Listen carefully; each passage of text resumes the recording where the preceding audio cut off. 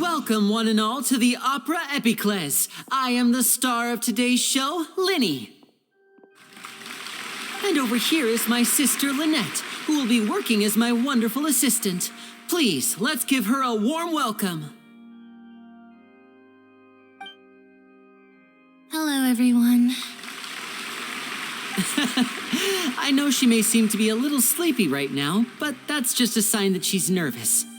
Whatever. Now, some of you may be thinking, two vision holders who can freely manipulate elemental powers performing magic is not true magic at all. So, I would like to take a moment to assure you that elemental powers will have nothing to do with what you will witness on the stage today.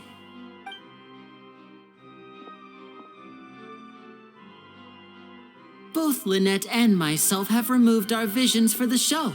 That way, even the gods won't be able to help us. Oh, good point. That's what makes the show real magic.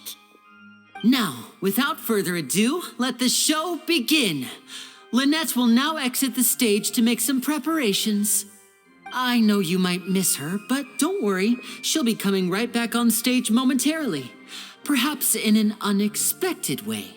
I'm sure she'll be stealing the spotlight soon enough. Oh, and before I forget, there's one more thing I should say. You never know what can happen in the blink of an eye. A magician's greatest skill is making things disappear or appear. The possibilities are endless.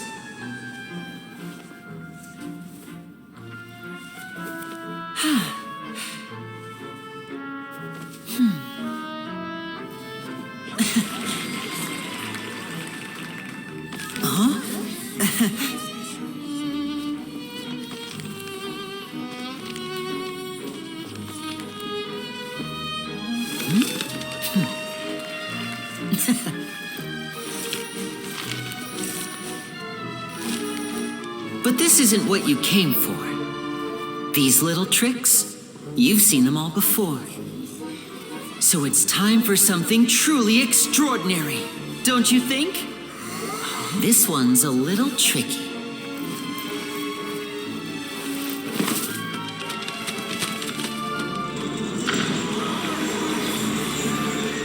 Using this water tank, I shall make my sister vanish completely, right before your very eyes.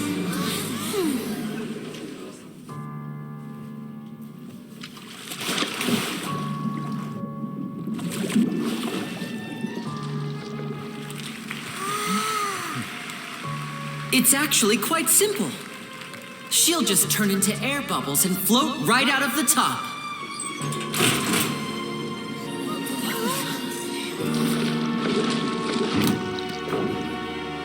Oh no, I told them to check all the props carefully.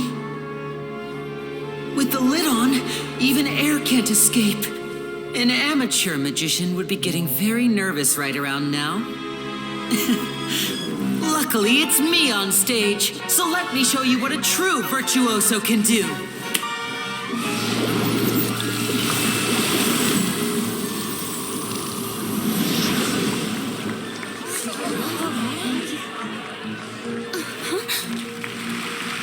Lynette, are you still there? Don't go too far. We don't want to use up all our magic. Hi, I'm back. Uh-huh.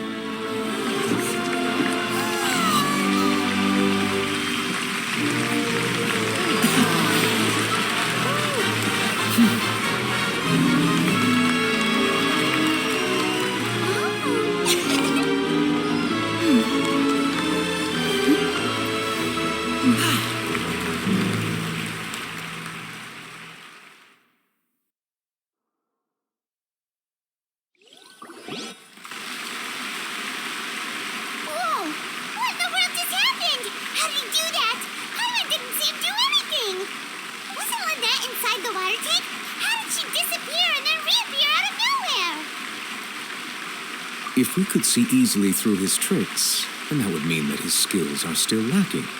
To appreciate magic, you should focus on the show happening on stage, rather than getting caught up in trying to see that which has been intentionally hidden. Guess you're right. Paimon couldn't believe her eyes when Lynette reappeared. Thank you, everyone. I'm glad you enjoyed that performance. But our magical journey has only just begun. I've prepared even more astonishing surprises for everyone here. The magic of transformation and disappearance can go far beyond what you've just seen. I'm sure many of you are thinking that escaping the water tank was impressive enough, but Lynette is still my assistant after all. In which case, I have ample time to make all necessary preparations. So, for my next trick, I will require the participation of one lucky audience member. Please, if my assistants could bring out the magical boxes now. There are 2 boxes and only 2 boxes. One is here and one is there in the aisle among the audience. I'm sure many of our clever audience members have already guessed our next magic trick. A swap. Our lucky audience member and I will each enter a magic box. After 1 minute, we will each emerge from the opposite box. Now please, everyone pay very close attention to the box you see here. Don't give me any chance to make a move. Wow, how's he gonna do this? Hey, do you think this is all magic tricks, or does Lyney have actual superpowers? The lucky audience member will be generated by this random number selector. It selects numbers entirely at random.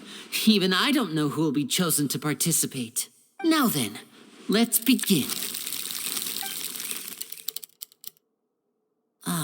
Let me see. Oh, row 7, seat 3. Congratulations! You now have the chance to experience magic firsthand for an entire minute. Please, come forward. My assistant will take you beside the magic box. I'm sorry, it might be a little cramped inside, but no need to feel nervous. We've carefully arranged everything for you to be as comfortable as possible. You don't need to do anything, but no matter what strange things may happen, don't come out of the box. If the magic is interrupted, who knows where you might end up? You might even find yourself in the Fortress of Meropide. Oh, okay. All right. Before I enter the magic box, there is one more thing I need to ask the audience to do. Could you all give me a countdown? Like this. 60, 59, 58. Just keep counting down. You can go a little faster or slower if you like. I won't be able to see anything in the pitch black box, so I'll be relying on your voices to know when time is up. Oh, and no tricks now. If you quickly count from 60 in just 30 seconds, then I'll be in a tough spot.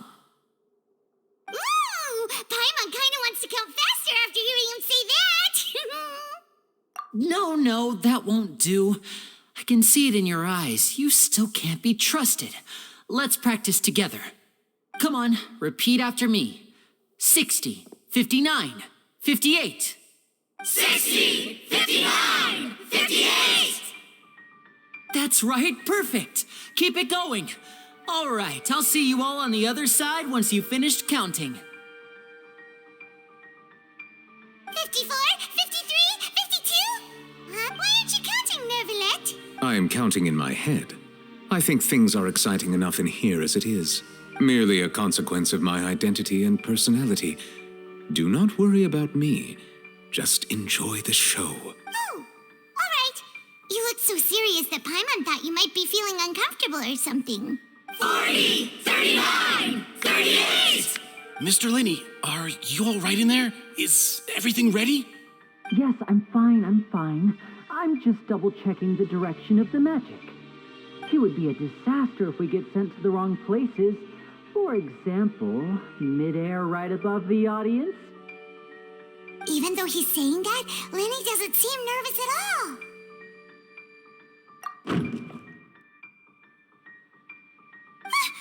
What was that noise? Did you hear it too? Not sure. Anyway, it doesn't seem like anyone's worried about it. 25, 24, 23! What's wrong, Mr. Lyney? I can still hear you moving in there. I seem to have accidentally knocked over a decoration. I'm trying to fix it, but it's pitch black in here. I can't tell left from right. Never mind the decorations. There's no time for that. The show is what's important. No, that's unacceptable. I want my show to be perfect. Don't worry, we still have 20 seconds. Hear them counting? 19, 18, 17. It seems things aren't quite going as planned. I apologize, everyone. It feels like you're all starting to count faster, but that's all right. I know it can be tiring to do such a long countdown. 10 seconds and change is still plenty of time. 10, Almost there now. 8, Swapping two people is harder work than you might think. Even a master magician like me can't guarantee I'll get it right the first time. Hey, wait! Is this the back one? I can't tell. They both look the same inside. Huh? No, that's not it. I'll try again. 7, Hey, slow down! Honestly! 5, 4, 3, Whoops! That doesn't count! 0.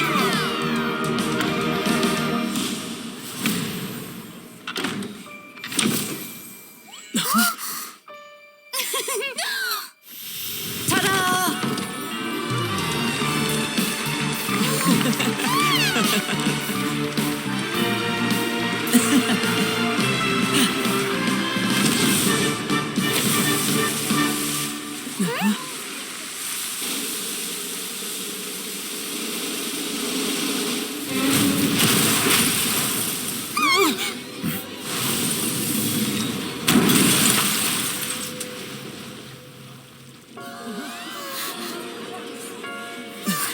What happened?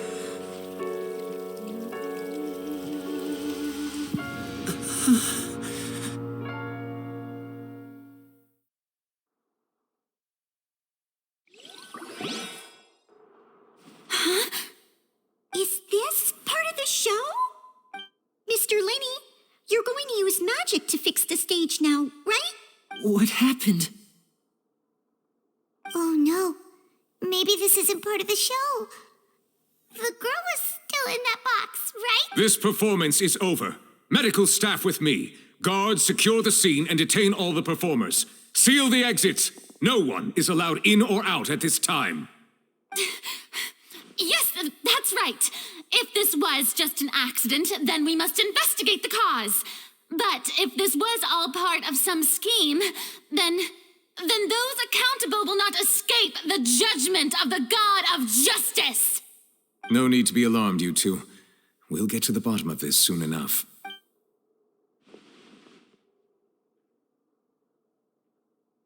Unfortunately, the person who is in the magic box has been pronounced dead. His name was Cowell, one of the assistants in Lyney's magic troupe. Apparently, the fireworks on stage ignited the ropes that were suspending the water tank, which then caused the tank to fall onto the stage. As of now, we are still not sure why we found Cowell in the box, rather than the guest from the audience. And after an initial search of the area, the guards have confirmed that the girl is nowhere to be found. It appears that this incident was not merely some mishap with the performance, and there are many indications that it is connected with the case of the serial disappearances of young women. The serial disappearances case? That's the case that Charlotte mentioned before. I know the truth. I can see through the whole thing. Really, using such a shallow and obvious mystery as his finale, did he really underestimate us that badly? I say that our powerful magician, Mr. Lyney, is now the prime suspect for the serial disappearances case. Huh? Why me? This whole thing was an accident. Oh, this all occurred during your magic show, did it not? The missing girl disappeared after being chosen, did she not? The deceased is one of your assistants, is he not? Now that I think about it, that whole speech about magicians making things disappear was nothing more than a provocation, a bald-faced challenge. That can't be right. How can Lyney do this? He was in the box on the stage the entire time. We can even hear his voice. Besides, before the show, he told us that he would like to catch the criminal behind the disappearances. He couldn't possibly mean catching himself. Save discussion for a later time, please. Lady Furina, may I assume that your comments just now constitute an accusation against Mr. Lyney and his associates, and that you are pressing charges? Huh? I just think that I think it might be a little early to talk about formally pressing charges. But what Lady Furina said just now makes perfect sense. Looks like she's gonna personally deliver justice. A kidnapping and murder carried out under the cover of a magic show. Lady Furina said it all. Of course, my dear people. But what excites me even more than the obvious truth before our eyes is the opponent I'll be facing. That's right. I mean you, Traveler. You'll support Lyney, won't you? After all, he was the one who helped you the first time we met. Then there's no problem at all. You know, the Traveler and I already had a duel the first time we met. But with Lyney's help, our little duel ended in a draw.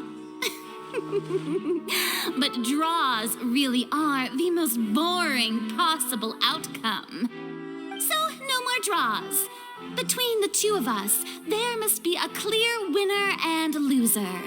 And what better place to hold such a riveting showdown and decide the true victor than here, on the grandest of stages, the Opera Epiclese. It wasn't a draw. She obviously lost last time. I understand. Charges have now been pressed, and as such, a trial is in order. Well, Traveler, seems Lady Furina has set you in her sights. But putting her dramatic rhetoric aside for a moment, I would like to ask you, are you willing to act as Mr. Lyney's attorney and defend him in this case? Very well. The trial will be held a day from now in the Opera House. Both sides may investigate the scene to build their cases and search for the truth.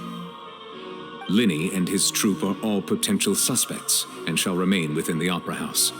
The audience may begin to leave in an orderly fashion once they have been cleared by the guards. A day isn't that long. Let's see what kind of case this big-shot outlander can build in such a short amount of time. I'm really quite looking forward to hearing it.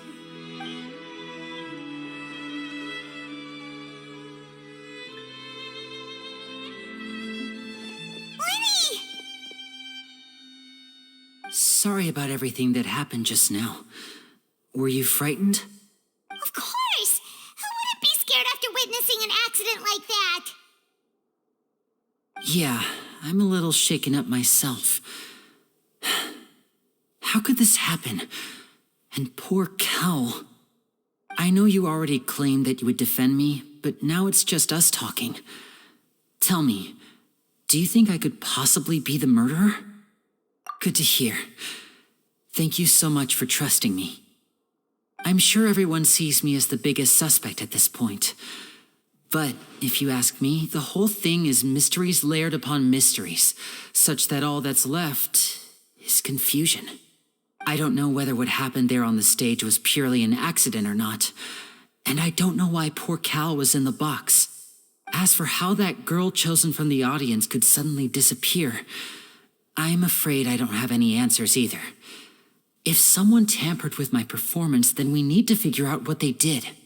Even a skilled and knowledgeable magician like myself couldn't pull all that off in just 1 minute. Which is precisely why we need to investigate. As this book says, the impossible could not have happened. Whatever happened must have been that which is possible. Paimon bought them when we were reading at the bookshop in the city earlier. Pretty cool, huh? Don't worry, Paimon used used her own savings to buy them. It wasn't from our travel funds. I think they look cute on you, Paimon. You have good taste, Lynette. That's the right attitude. Feeling depressed isn't going to help me now. I need to get back to my normal self. But with the guards watching our every move, it's going to be especially difficult for Lynette and I to prove our own innocence. Good thing you agreed to be our attorneys. Thanks for that. We'll be counting on you. Yes, thank you so much. Yeah, just leave it to us. Oh, since we're going to start investigating, Paimon has a question first. Where did Lynette go during the performance? Ah, well, I'm afraid that would involve some of our essential trade secrets as magicians. The secrets behind our magic are past saving, Lyney. I suppose you're right. The truth behind our tricks is going to be important evidence that will be weighted during the trial. 'Tis truly a pity. As a magician, our magic show is a work of art. We've poured countless hours and spared no effort in perfecting it. But if revealing our secrets will help you uncover the truth behind what happened, then it will be well worth it. We should go somewhere else if we're going to discuss our magic tricks. We'll go speak with the guards, and in the meantime, you can go investigate the stage and the seating areas. All right, let's go have a look while the investigation teams are still here. Detective Paimon is on the case.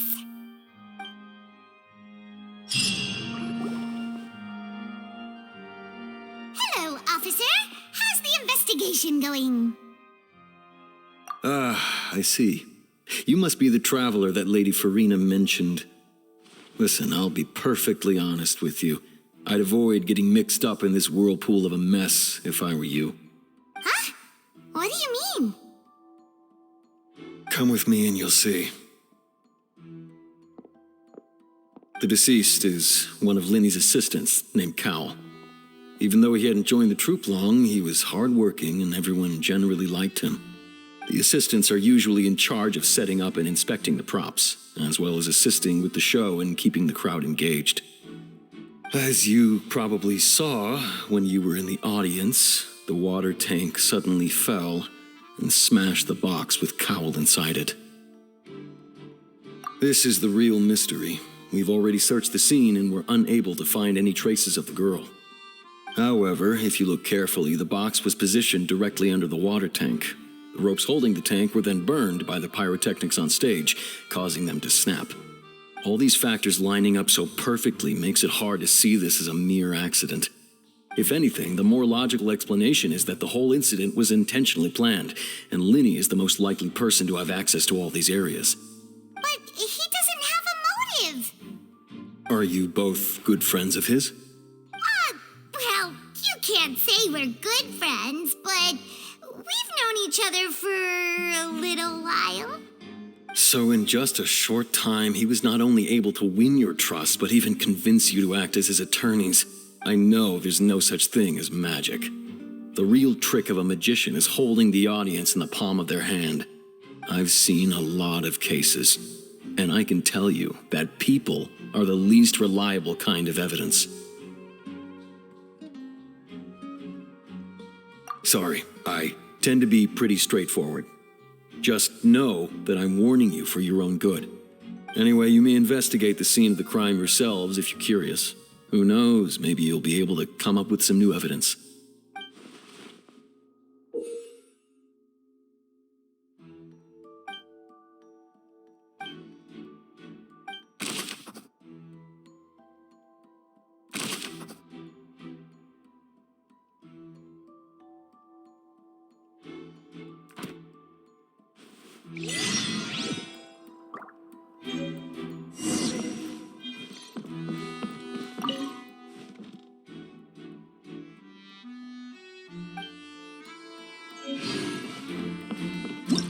Whoever the murderer was, they must have made preparations well beforehand.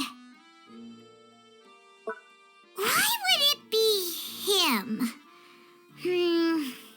How strange.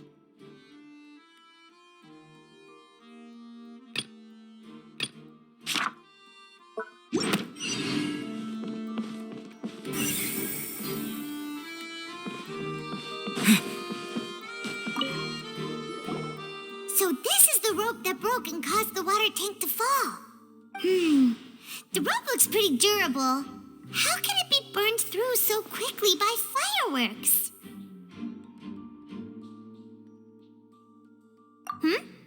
Why are you suddenly so serious, Traveler?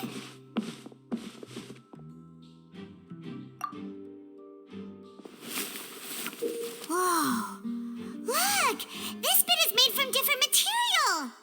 Most of it was burned away, but there's still a little bit of it left.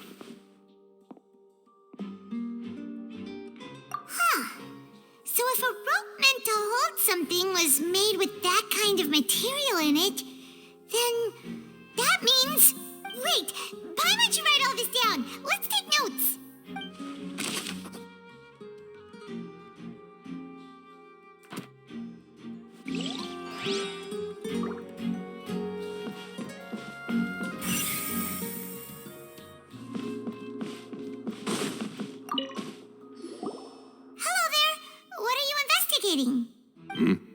Oh, this location has also been cordoned off because the Magic Troop members are currently considered prime suspects. The investigation team is still collecting evidence. The seats were all booked in advance, so we were able to deduce the missing woman's identity by checking the guest list. Sure, it's not like this is confidential information. We will publish it later anyway when we petition the public to help us find the missing person. Her name is Halsey. She's a painter from Fontaine who's made a bit of a name for herself.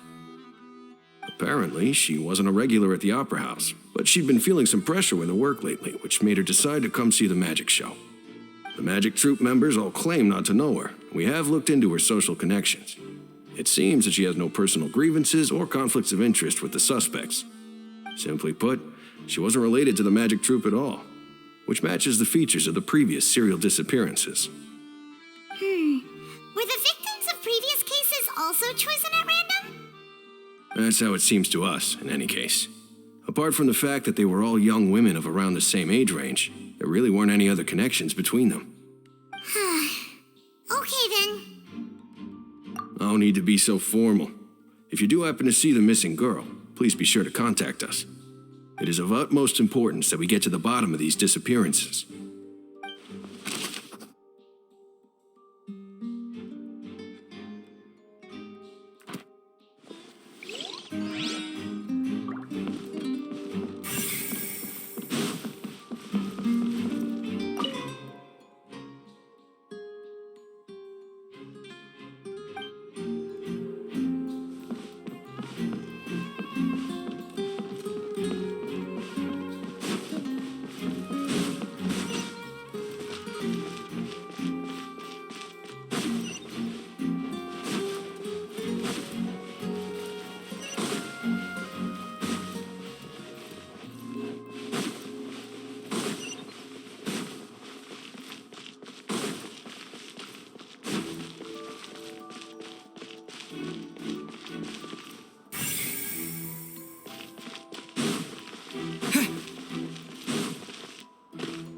Lyney's still talking to the guards.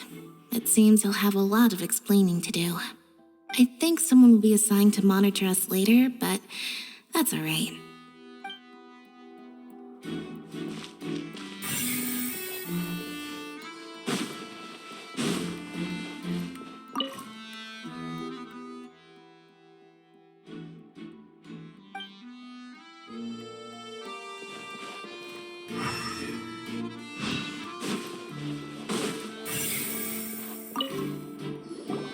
I see that you're investigating the area.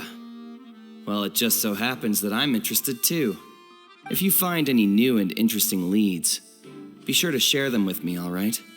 We don't have too many thoughts yet. Then why don't I tell you my hypothesis first? The way I see it. And I'll start it with that loud thud. The thud? Oh, you mean the sound that happened during the countdown? Yes, exactly. It wasn't terribly loud, but I suspect that most people heard it.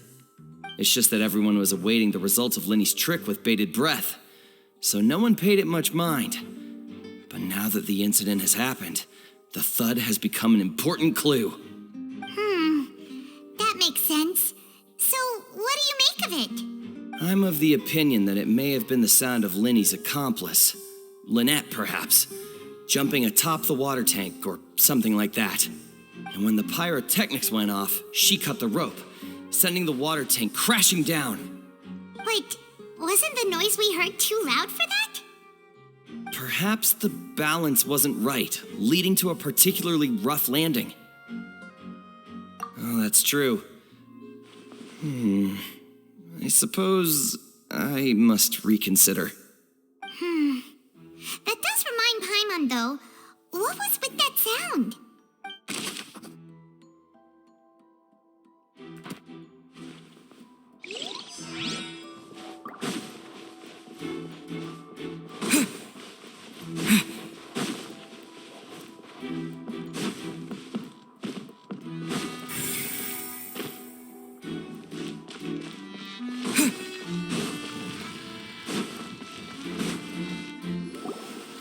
Hey, you! Yes, both of you! Over here! I've been keeping an eye on you for a while now. Huh? You mean us? That's right. If I'm not mistaken, you're also among those who wish to cut down the thorns and pursue the truth. No? And by the looks of it, you're not from Fontaine. Well, you're right on the more about that one, but who are you? Have you never heard of the Spina di Rosula? From mediating disputes and providing protection to solving conundrums, you name it, Spina di Rosula does it. And I, Navia, have the honor of being its renowned president. Though those who play by our rules call me boss. I'm Silver, her attendant. Pleased to meet you. And I'm Melus. Demoiselle's various daily needs and affairs are under my purview. Huh? Boss? Demoiselle? What gives with the names? Well, I am the second generation president. Melus and the others are still used to my previous title. My apologies, Demoiselle. Should you prefer, boss, I will endeavor to use that instead. No need. You don't have to call me boss. Just Navia is fine. Okay, if you say so. Not that we're members of Spina di Rosula anyway. All merely trifling details. Never mind. Now, back to the situation at hand. That's right. I've always kept an eye on the serial disappearance cases. My interest stems from a matter back from my father's time.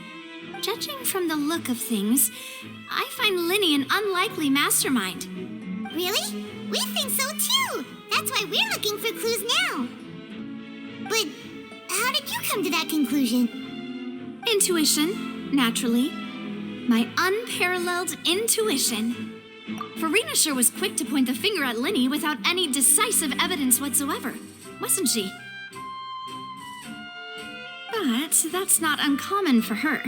If you remember, the justice had to interrupt her and ask if she was pressing charges just to keep her from getting carried away. Anyway, a trial begins the moment someone levels charges. And, of course, there was no way Furina was going to back down in that situation. Sounds more like you just don't trust the Hydro Archon. Well, what's your opinion? I must admit that she can be interesting at times, but liking her doesn't mean that I'll blindly agree with her. All right, I've answered your question. Now, it's time you answer mine. Wait a minute, did that answer count? Well, I say it does. But don't worry, you won't hear any pointless questions from me. In your opinion, do you think it's right to treat a trial like it's an opera? Well? And why would that be?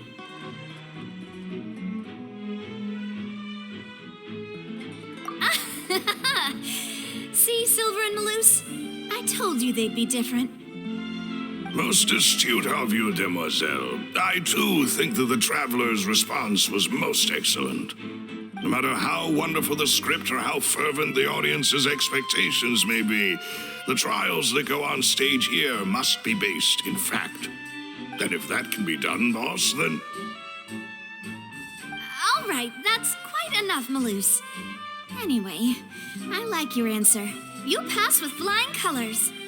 Now, I need to make some preparations, following which our joint investigation shall commence. You two shall be my assistants. Wait! Since when did we become assistants? Oh, well, I can be the assistant, sure. Or your companion, if you like. I'm really not that fussy. That's more like it. Far be it from me to brag, but I believe that Demoiselle's intuition will be instrumental in uncovering the truth. You wish to save a friend from false accusations, and we wish to unravel the disappearances. In this sense, our goals are aligned. You have a point. You're quite the talker, aren't you, mister? And what about you over there? What do you think? You seem like you've got something on your mind. I have nothing to add. Oh, alrighty then. We'll be making some preparations first. Just be sure to let us know if they start revealing Lyney's tricks. Thanks!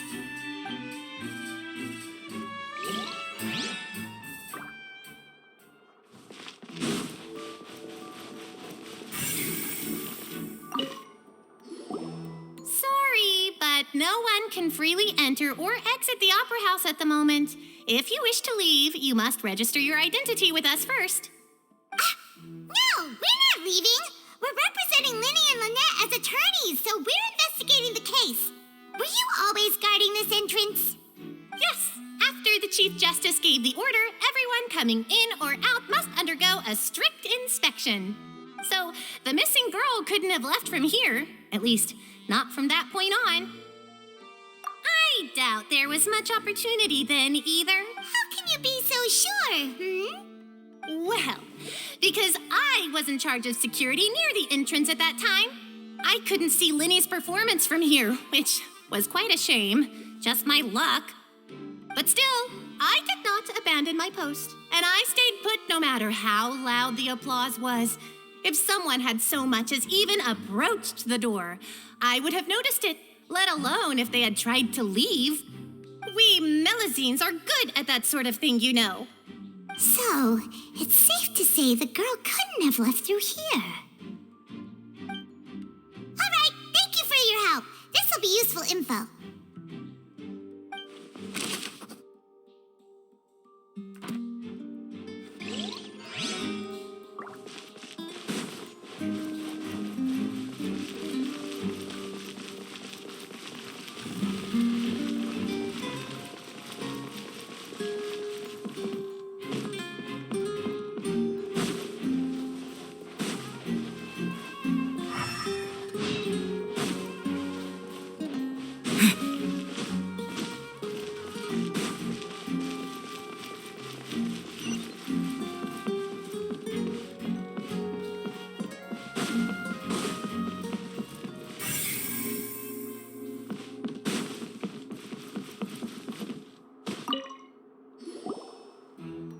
The investigation team has some new findings. Turns out there's an issue with the random number selector after all. See, I told you. What if the machine picked some big guy's seat?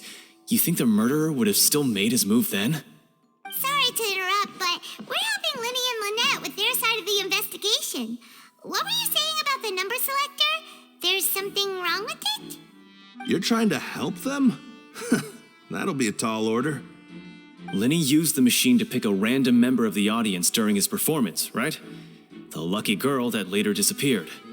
Well, we thought there might be a serious problem with the machine, so we had it taken away for further inspection.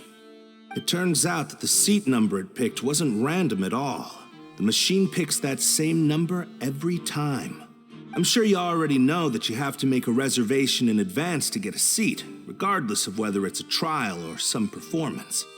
In other words, Lyney knew who would be sitting where from the very beginning. That much checks out. Lyney reserved our seats for us, too. Bet you see why I was saying it'd be tough to make a case for Lyney. Even though it's bad for Lyney's case, Paimon had better write it down.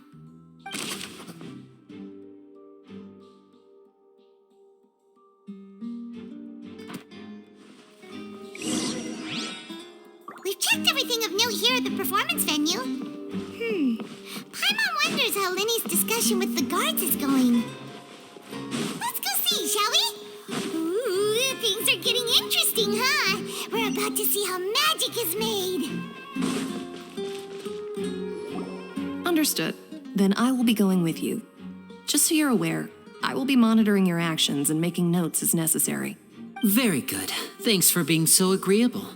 I'd pull a rose out of my hat as a gift for you if I could. You may spare the pleasantries. I'm just doing my job. You've arrived. Who's this? Me? I'm Spina di Rosula's guardian angel. If you've got a problem, I've got the firepower. Sorry, I got a little carried away there. Call me Navia. I'm a partner of theirs, and will be helping investigate this whole situation. And these are my companions. Would you mind if they join as well? Fine by me. Oh, new helpers? I would be most grateful. Well, let's just say we're tagging along. It's not every day you get to see the secrets behind magic performed on such a large scale. I appreciate your kind interest. Come with me. We'll be heading below stage. Huh?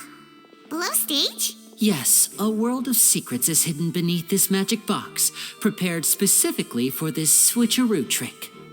But before I reveal everything, you should have a look first. Notice anything strange here?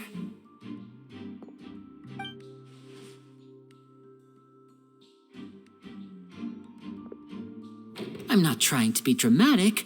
Remembering the details of a trick will help you understand the methods used to perform it more easily. Huh. Weren't there balloons and other decorations here? Where did all that go? Ah, good eye. That said, you're still far from discovering the answer. The back? You mean the inside of the door? What's different about it? Paimon didn't notice anything. Very good indeed. I thought you might not be able to catch that, given that you were sitting in the first row. The back of this door was patterned. Those patterns are now gone, replaced by a smooth wooden board. So, if you put 2 and 2 together, what do you get? Exactly. All right, let's go. I'll tell you how it works as we head down.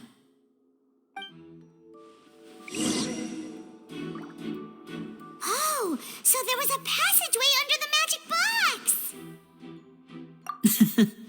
I knew you'd figure out most of it as soon as you saw this place. The 2 magic boxes are positioned right above the 2 entrances of the tunnel. See this flatbed trolley? The box with the lucky audience member in it would be shuttled over to the other side using the trolley. This trolley can raise and lower and even rotate, ensuring that the box will face in the right direction. I see. So that's the purpose of the box inside another box. Precisely. The inner box would descend after the audience member was put inside and be moved along the trolley, all while the outer box would remain on stage as if nothing had ever changed. So that's how you did it! Once the box was lowered, the trolley would store some energy through this device here, with which it would complete the rest of the steps. The audience member would only be able to feel some slight movements in the dark, and by the time she walked out, she would already be back on stage. Right! You were talking that whole time, and you even came out for a moment near the end! Ah, yes. A phonograph operated by Lynette was used to achieve that effect. My assistant and I had already scripted our conversation beforehand. When the countdown began, I had already gone to the opposite box via a tunnel using that ladder. And what about Lynette? Where was she? I was in the mezzanine space in the back of the box. Oh, interesting! That's how we were able to coordinate Lyney's lines with the assistant. And, by the way, I was the one who walked out of the box at the end. I mean, we are twins. All it takes is a change of clothes and no one can tell who's who. And that's my favorite part of this trick. Only Lynette and I can perform it. So that's how it all worked. Wow, every detail you revealed was more amazing than the last. Lynette would briefly walk out of the box and then go back in, jumping into the tunnel and escaping before the box on the trolley could finish ascending. And then I walk out of the other box in the audience area, and the trick would be complete. The operative word here being would. But as you saw, Cal was in the box, not our audience member. She, on the other hand, mysteriously vanished. We really don't know how that happened. If not for that interlude, this would have been an astonishing trick. I probably never would have figured out how you pulled it off. And yet, to think that someone was able to use this magic trick to commit a crime. Could we have a look around? I think we can come up with some more leads. This is the scene of the crime, so Lyney and Lynette are not permitted to stay here. I'll escort them back up. Yes, of course. No need to be so strict now. I won't disappear into thin air, you know. Thanks, everyone. We're counting on you.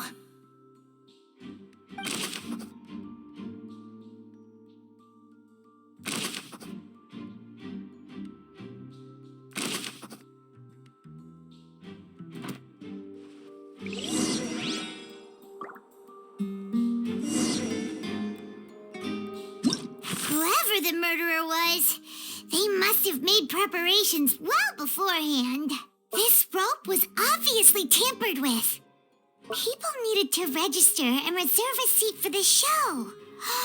That, combined with this number selector, could allow you to pick a young lady instead of some old fogey.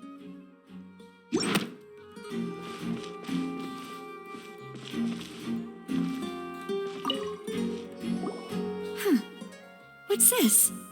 Looks like a hook tied to the end of a rope. Huh? There's all kinds of odds and ends here.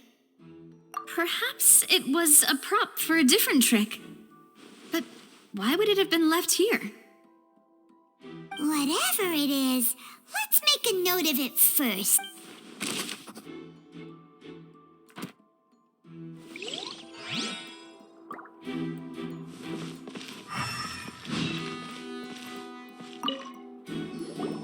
The floor is wet. Please be careful not to slip. Speaking of which, why would there be water here? Oh, Paimon knows! It's one of those tricks where you pour water into a jug and then flip the jug over only for the water to disappear. And here's a broken vase. Huh. Did the trolley knock it down while moving? That can't be. The trolley moves along tracks from start to finish. It couldn't have hit the vase at this distance. Let's note this down too and think about it later.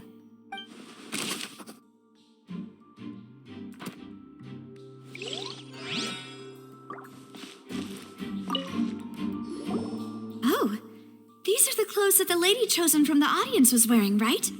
Her clothes are here, but she's nowhere to be found. Right. And do you really need to do that if you're kidnapping them? Ugh, this is so confusing.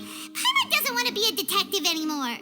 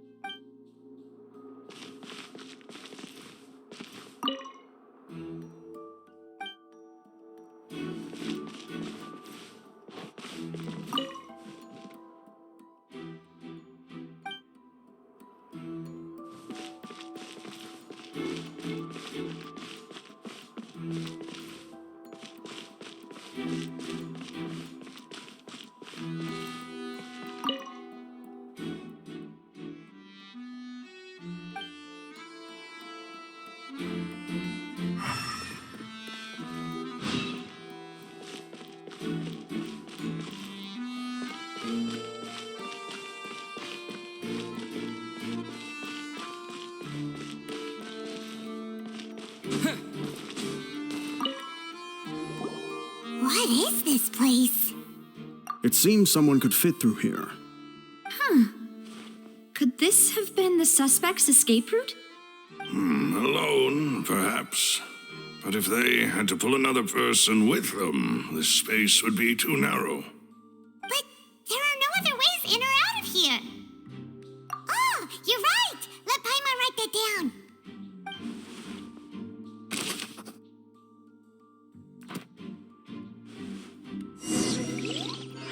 Seems we're just about done investigating down here. Yes. Let's head back up.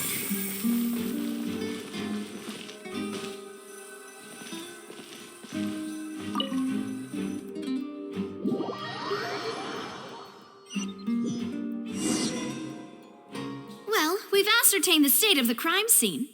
Let's find a place to sort out our findings once Melus returns. It seems to me that there are several things that don't add up here. Apologies for the wait, demoiselle. So, what did the guards say? Did the criminal escape through the vent? They believe the odds of that are very low, since the vent leads to the Opera House's basement. The guards have checked the area carefully. No one left through the basement during the performance or after the incident, and no one was found hiding there. So the tunnels become like a secret chamber then. You know, like the kind you usually see in novels. The plot thickens. Halsey's disappearance and Cowell's death are both quite inexplicable. No wonder Furina was so confident in her accusation. All the current evidence points toward Lyney and Lynette. In other words, the charges are very likely to be upheld unless we make some considerable progress. Charges and then trial. So if the charges are upheld, they'll announce a sentence? That's right. This is how a trial goes in the Opera House. During the proceedings, the Chief Justice and the Oratrice will hear statements from both sides. That's right. This is how indemnitium is produced. The statements from both sides, the defenses from attorneys, witness testimonies, and even the audience's emotions will all be projected on the Oratrice. To put it simply, it's as if the Oratrice has its own will and is a judge in its own right. This also precludes any kind of favoritism on the part of the Chief Justice. Not that this has ever happened anyway. Once both sides have finished speaking, the Chief Justice will make his final decision. This, too, will be used by the Oratrice as a reference. Then, finally, the Oratrice will be consulted by officials. The result it returns is the will of justice itself. Huh? So that machine is the one that actually decides? Paimon thought Neuvillette called the shots. In practice, there is very little difference. Both have always come to the same judgment, which is why people have great faith in the Chief Justice. Yes, the guards also asked me to convey that none of us will be allowed to leave this place before the trial. Huh? What? Because we've chosen to act as the twins' proxies. That makes us persons related to the case. They're concerned that we might be colluding with outside parties, or that we might find outside help to disrupt the case. And even if that were not so, it could prove problematic if we happen to spread key information about the case ahead of time. I'm ready to break out at any time. Whoa, there's no need for that. Paimon thinks they have a point. That said, are they providing food?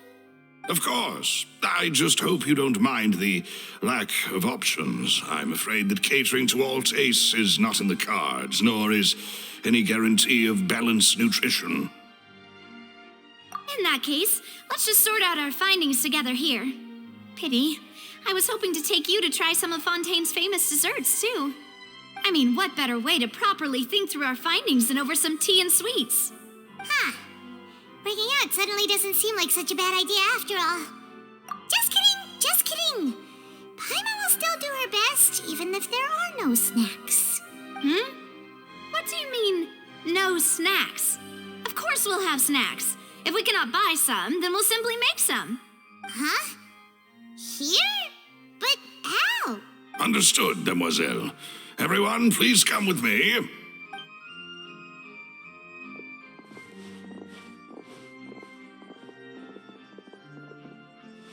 Wait, you're carrying a portable this. I must be prepared to meet the demoiselle's baking needs whenever the fancy strikes her. I have eggs, sugar, and almonds at the ready. Good work, you two. Then I'll get to it. Please sit tight for a moment. You'll get to taste my awesome snacks soon enough. These three are quite the interesting group.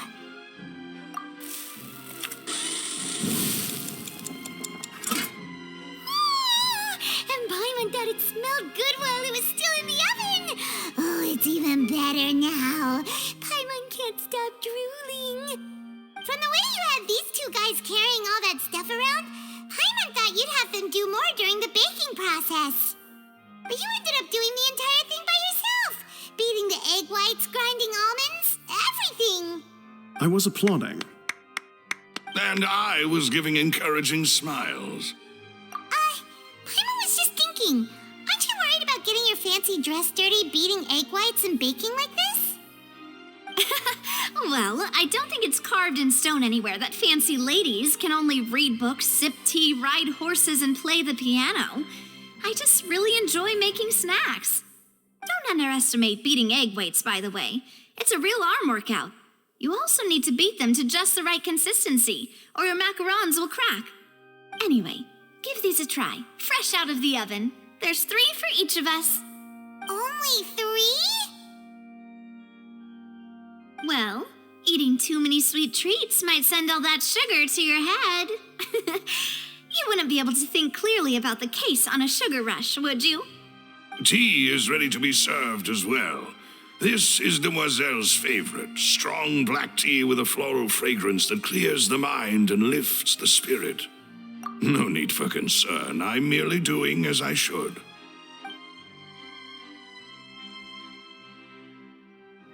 All right then, down to business. As Paimon mentioned previously, the tunnel seems to be something of a secret chamber. However, we can assume that Lyney and Lynette were not alone within it. Some criminal also occupied its sealed confines. The magician twins could have committed the crimes, of course, but they lack any logical motive. Exactly! Why would they do such a thing right when everyone was watching? The flower vase and the thud we heard during the performance could indicate some altercation between Halsey and the criminal in the tunnel, resulting in the shattering of the vase, the discarding of her clothes, and her abduction. Perhaps the criminal thought that since she was chosen from the crowd, she would be too easy to identify if she was still wearing the same clothes. Paimon thinks that makes sense, but the real trouble is... True. None of the clues we found thus far support the existence of this third person. But the only people left to consider are both technically victims, whether it's the missing girl, Halsey, or poor Cowl. Huh. Could Halsey have secretly made modifications to the magic props in order to murder Cowl before making her escape? That's right. And even if she had tampered with the setup, she would need to understand the entire trick to pull it off. Nor does she have any motive. The guards said that she has never had any dealings with the magic troop's members. Were we not thorough enough in our search? From the sound of things, this is turning into an impossible case. Your macarons are amazing though, Navia. They smell great! They're nice and crisp and super sweet! They are my specialty after all. And I see you've already had 5 of them. What? 5? Oh, that can't be right. Paimon only counted 3, honest. Please don't worry about it. At my age, a few less sweets might actually be a good thing. No. Being greedy is one thing, but Paimon knows how to count. Besides, Paimon knows that if she ate too many, then others wouldn't have enough.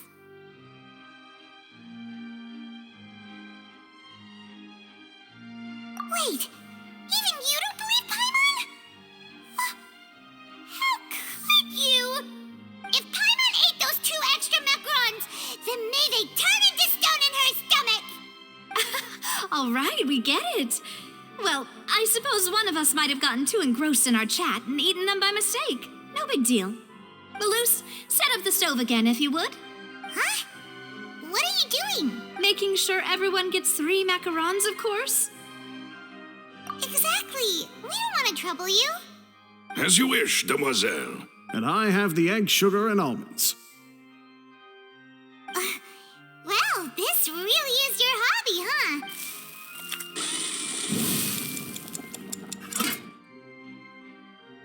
Well, that's it for snack time. I'm going to have another look around the area. I don't know what we're looking for yet, but we've still got some time. As attorneys, I suggest the 2 of you think the case over again. It would be awkward if you got all tongue-tied on stage during the trial. All right, thanks for your help and for the snacks. It was nothing. A small task for the Spina di Rosula. Silver, Melus, it's time to go. I'll be back if I find anything new.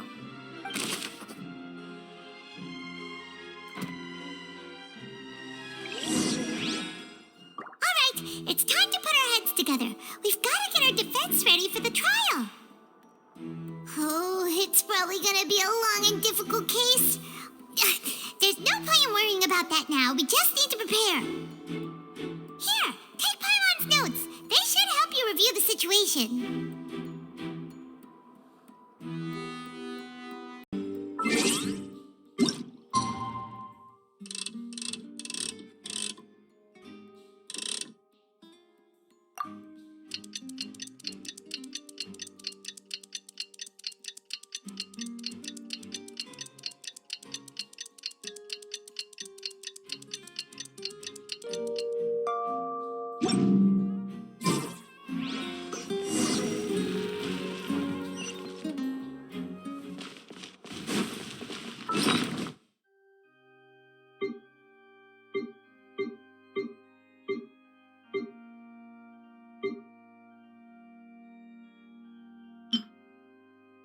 Whoever the murderer was, this is probably a prop, too.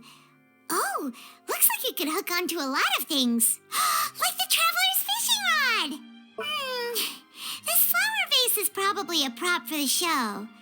But it also could have been used in the crime. Paimon doesn't get this at all. You think about it for a bit, Traveler.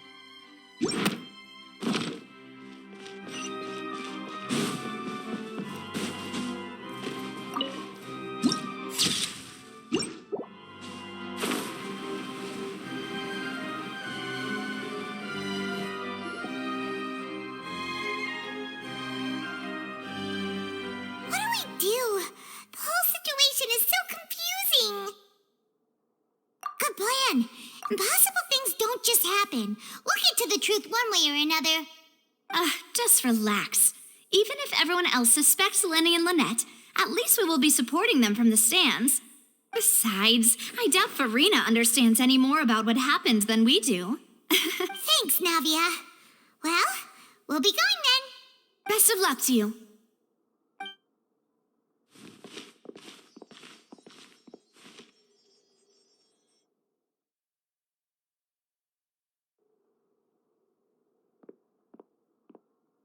Ah, finally, you're back. Well, how did your investigation go? To be honest, you might be disappointed. No. We're already very grateful that you were willing to help. Well, now, don't you all look disappointed. Don't tell me that your investigation came up empty-handed. That was to be expected, of course. The guilty can never produce proof of their innocence. But don't let that stop you. I shall be terribly disappointed should you, my most anticipated foe, concede so easily. Since both parties are present, I declare that the trial regarding the magic show incident is now in session. Firstly, in order for the audience to understand the causes and results of the incident, could we please have Mr. Lyney explain the trick? Yes, of course. I will explain while Lynette demonstrates on stage. All the necessary items have been prepared.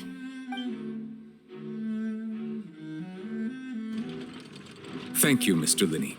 In that case, I take your statement to be that you ran to and remained hidden within the magic box in the audience stands once the trick began, and thus could not have committed the crime. Is this correct? Yes, that's correct, Your Honor. In that case, I call upon the prosecution. Lady Furina, do you wish to refute his statement in any way? Why, of course I do. Allow me to take the first shot and break this case wide open. Mr. Lyney is clearly lying. There is no way you could have been in the box the whole time if you were to abduct Halsey and murder Cowell. In fact, I'd say you were hardly in that tunnel at all. That is simply your hypothesis based on the presumption that I'm guilty. Oh, is that so? And if I may ask, what did you hear while you were inside your box?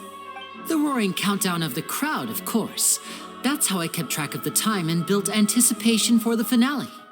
And you didn't hear anything else at all?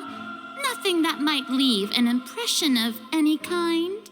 No, nothing. I see. But when the count reached 30 seconds or so, there was a thud. One so loud that I believe practically everyone heard it. Huh? Hey, hang on! Something's not right here. Yeah, I'm sure he could have heard a noise that loud from inside the box. I was right by the box, and I definitely heard the thud. Look at those scales. Could those mean... Well then, ladies and gentlemen, allow me to use the words of the magician himself. You never know what can happen in the blink of an eye. Indeed, it seems his alibi can also collapse in the blink of an eye. Of course, I have armed myself to do far more than smash your alibi. Confidence cannot go unfounded, and my foundations are rock solid. Tell me, aren't you and Lynette actually from the House of the Hearth? The House of the Hearth? No wonder they did something like this. So the serial disappearances were the Fatui's doing. Now it all makes sense. I've got a feeling that what happened on stage probably wasn't just an accident. That's irrelevant. Our identities have nothing to do with what happened. Indeed. Then perhaps you could tell us everything that happened during that 1 minute. Your first priority is to prove yourself innocent, after all. I'm sure there is little that needs to be kept secret now. Unless your script already has holes in it. The Outlander is speechless. My, oh my, don't they look flabbergasted? Now comes the infighting and discord, I suppose. This was almost too easy. Oh, good thing I made all those preparations. Seems the all-nighter I pulled last night is really paying off. Hey, Lyney! Why didn't you tell us this before? Order! Order! Mr. Lyney, allow me to re-establish the facts. Lady Furina has raised 2 points. First, when the thud was heard in the Opera House, you were neither in the box nor the tunnel. Second, you and Ms. Lynette are both members of the House of the Hearth. Are these claims true?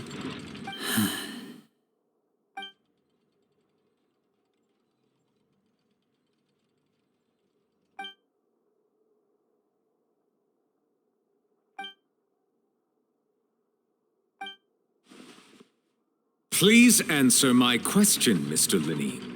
I'm sorry. Yes, they're true, Your Honor. I knew it! Well, that's it. We might as well move on to the sentencing already. What should we do now? Granted. In that case, what is your request? Is that really necessary? They're already as good as guilty. The defendant deceived their own attorneys. What is there left to discuss? Order! Order, I say! Your request is reasonable, and we shall adjourn. This trial will reconvene in 1 hour. you would stick to Mr. Lyney's defense even after knowing what you do now. You certainly have more professionalism than I thought. In that case, my dear audience, let's allow the joy of victory to steep for a little while longer.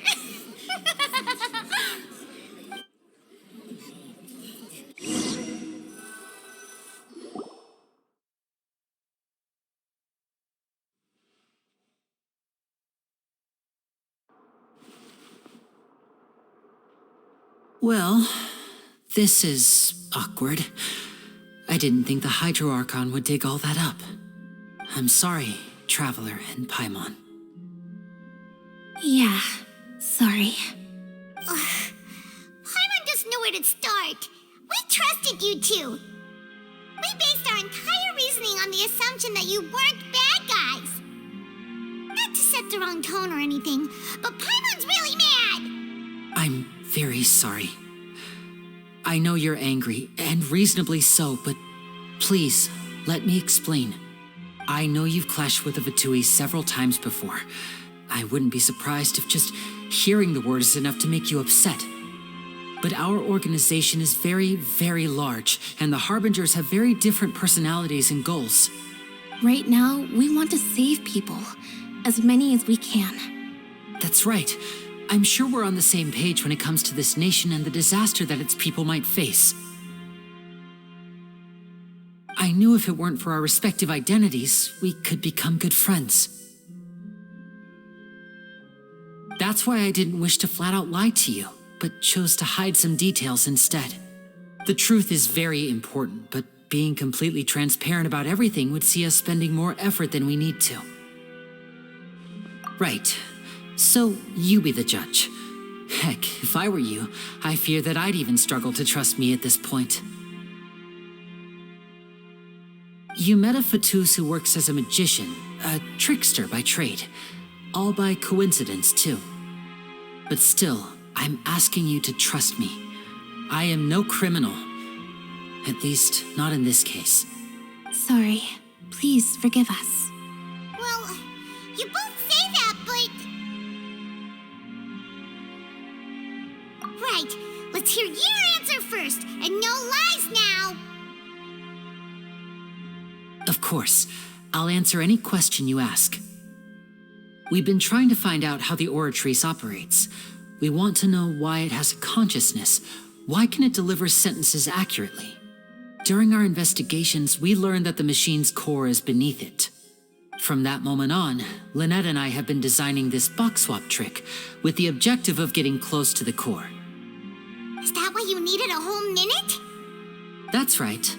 In truth, the audience would take about 75 seconds to count down from 60, while I would only need 15 to get to the opposite box. So, after jumping into the tunnel, I accessed the Opera House basement via the vent, and went to investigate the room in which the core is stored. That air vent was created during the construction of the tunnel specifically to execute this step. Well, nothing. As soon as I reached that room and was about to investigate, I heard someone's voice. Which should have been impossible, of course. I was quite certain that I was the only one in the room. That voice seemed to recognize me and tried to speak to me. I chose to err on the side of caution and retreated the way I came. On the way back, I saw the broken vase and the clothes on the ground, but the countdown was almost finished, so there wasn't time to give it any thought. After that, the homicide occurred just as you saw. Well, that explains why you didn't hear the thud. Because of that prophecy I told you about, of course. We must know all we can about this nation's secrets in order to deal with that prophesized crisis. That's the only way we can save everyone. So, there you have it. The whole truth. I swear, I didn't hide anything from you this time. It was never my wish to proceed under this cloud of mistrust either. But like I said earlier, you can be the judge. If you want to leave because you don't trust the Fatui, there's nothing I can do to stop you. Well, Traveler, you decide. Paimon will follow your lead however you choose.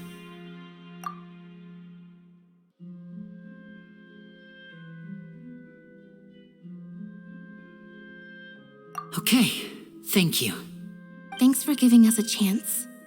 The problem is that the scales are tipped pretty badly against you two. If we want to refute the Hydro Archon's accusations, we're gonna need a seriously watertight defense. Huh? Oh, Paimon thinks she gets what you mean.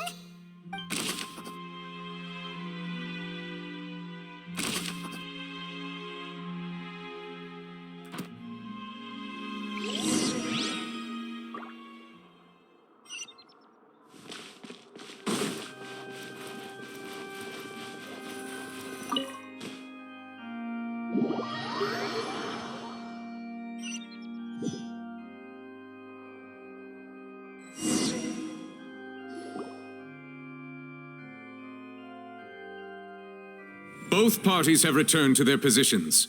Let us continue the trial. When last we left off, Mr. Lyney acknowledged the new evidence presented by Lady Furina as fact. Therefore, Lady Furina may continue stating her reconstruction of the events. That took long enough. Now then, if everyone would lend me their attention. At this stage, let's revisit that scene from Lyney's perspective.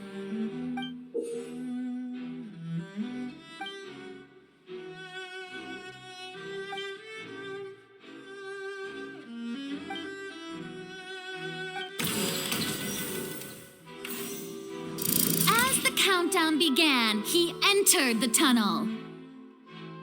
When the flatbed trolley passed, he opened the box and got into an altercation with Halsey, which caused the loud thud.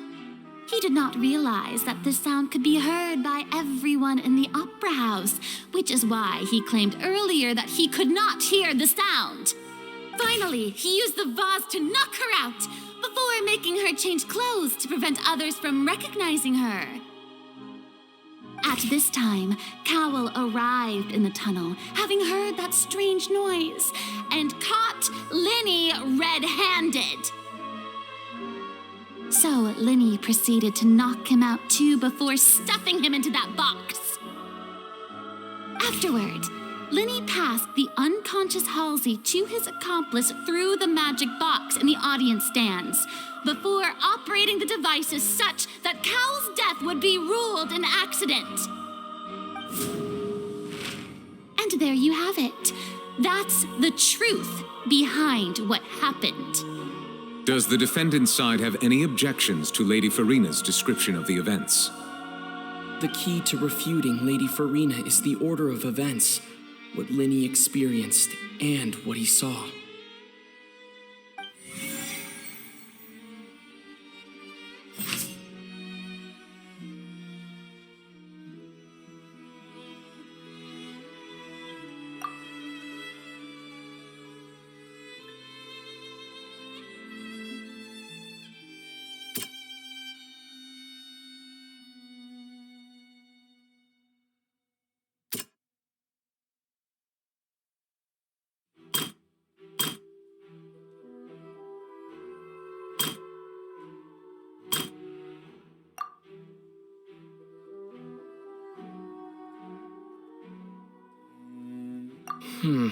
Seems this won't produce a particularly effective rebuttal.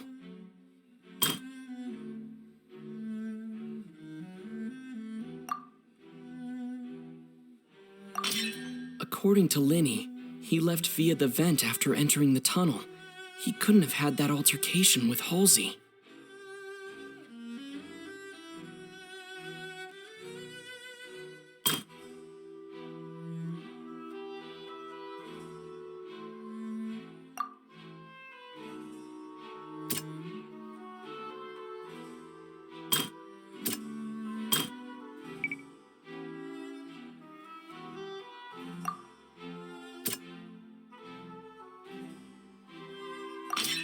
Lyney went to the room that contains the Oratrice's core.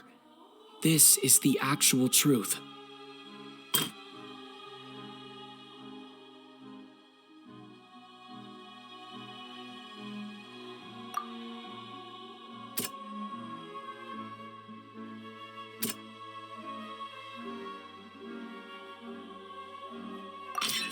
Lyney did not take part in the underground altercation. He only witnessed traces of the aftermath. Attention! Ace Detective Paimon has something to say! When the countdown started, Lyney did indeed go into the tunnel. But he immediately used a vent to access the Opera House basement, which is where the underground core of the Oratrice is stored. Once he reached that area, he heard a voice in what should have been an empty room. Since he felt something was amiss, he returned immediately. The crime scene had already developed by the time he reached the tunnel again, and in order to complete the magic trick, he did not remain there for any length of time. Finally, he reached the surface, and that was when the accident happened from his point of view. Therefore, he's innocent!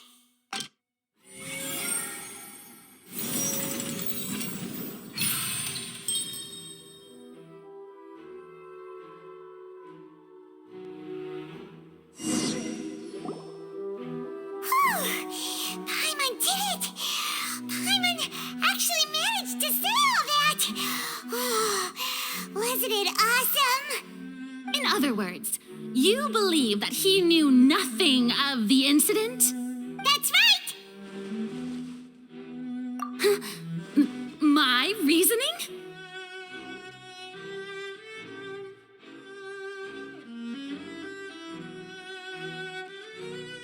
If that's the case, then if Cowell hadn't entered the tunnel, who was the entire setup meant to kill?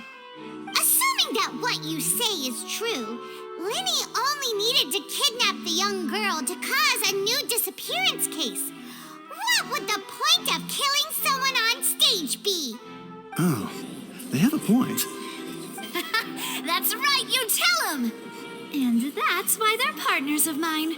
They've managed to turn things around. Oh, well, your denial is very strident, I'll give you that. But what proof do you have to back your claims? Of course I do. If he had been in the magic box the whole time, how could he have not heard that sound? Why do you ask? You're saying that he wasn't?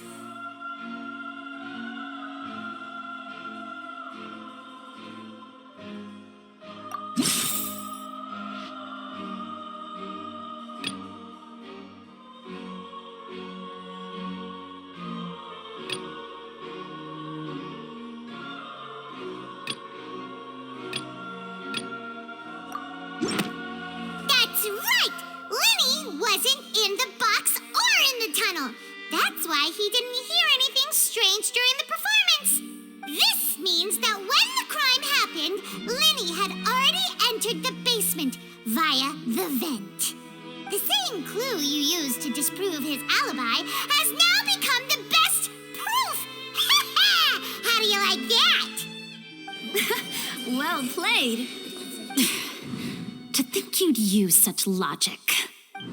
Well then, if it wasn't Lyney who committed the crimes, then who was it?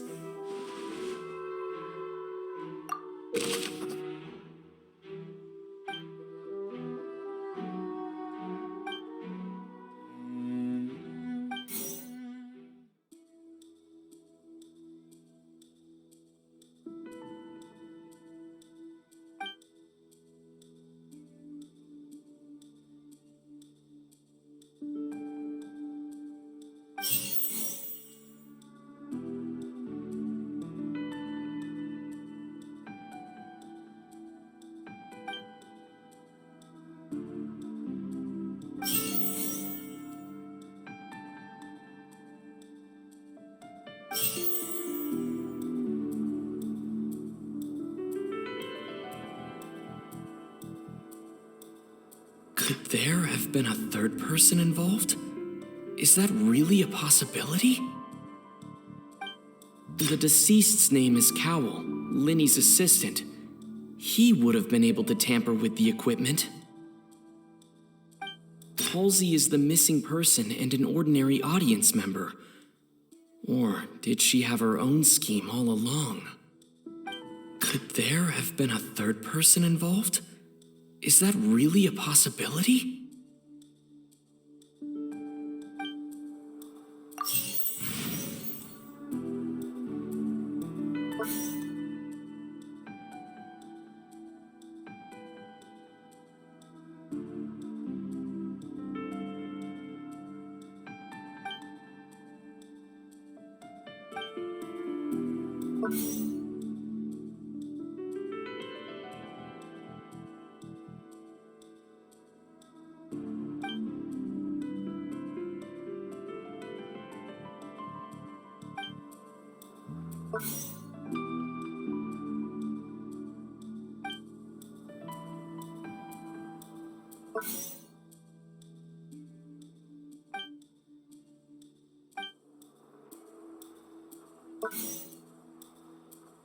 The deceased's name is Cowell, Lyney's assistant.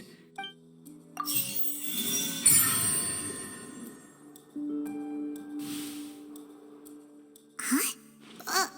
That can't be right. Are you serious? The killer was, in fact, Cowell, the deceased! Oh, is that so? How interesting! Let's hear your reasoning then.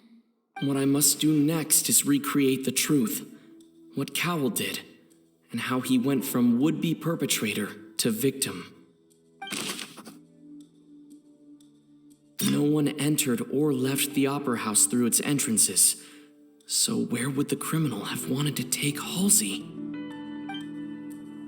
The deceased's name is Cowell, Lyney's assistant. Lyney was not in the tunnel at that moment, which gave our criminal ample time.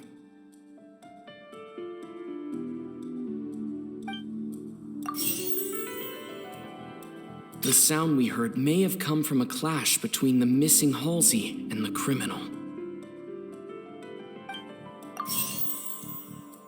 It would have been tough for both people to fit into that vent.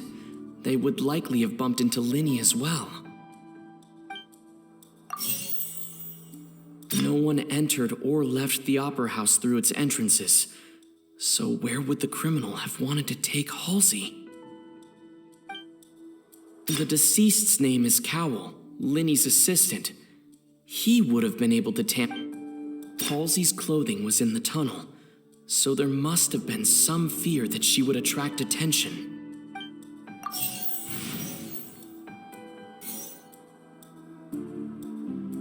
The deceased's name is Cowell, Lyney's... No one entered or left the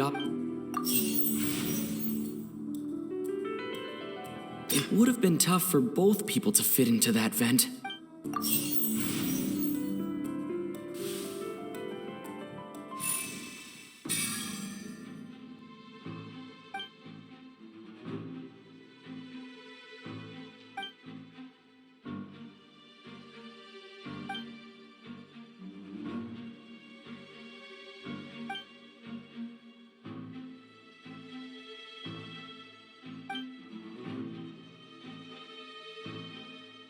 What's wrong, Traveler? Are you still having trouble figuring things out? I see how it is. So this was all just a bluff. And here I thought you had something to show for it. But it seems you're still far from the truth. Look, since we're at a dead end, why not consider a different track? Just like the trick as it transpired, the end result must have been utterly different from the magician's initial design. If only we knew how Halsey disappeared. Well, that would be nice, but the tunnel only has 3 exits, and none of them seem very likely. And it's not like this is a magic trick where you can just make a real live person disappear. You know, like you did from that water tank, Lynette. Excuse my interruption, dear opponents, but do you not see that the crowd is growing impatient? There is no greater sin in this opera house than an awkward delay in the performance.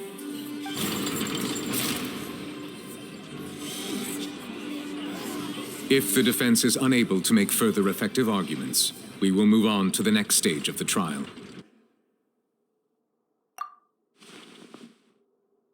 was not in the tunnel at that moment, which gave our criminal ample time. The sound we heard may have come from a clash between the missing Halsey and the criminal. The deceased's name is Cowell, Lyney's assistant. He would have been able to tamper with the equipment. The vase was not broken by chance. It was used to cover important evidence, the water.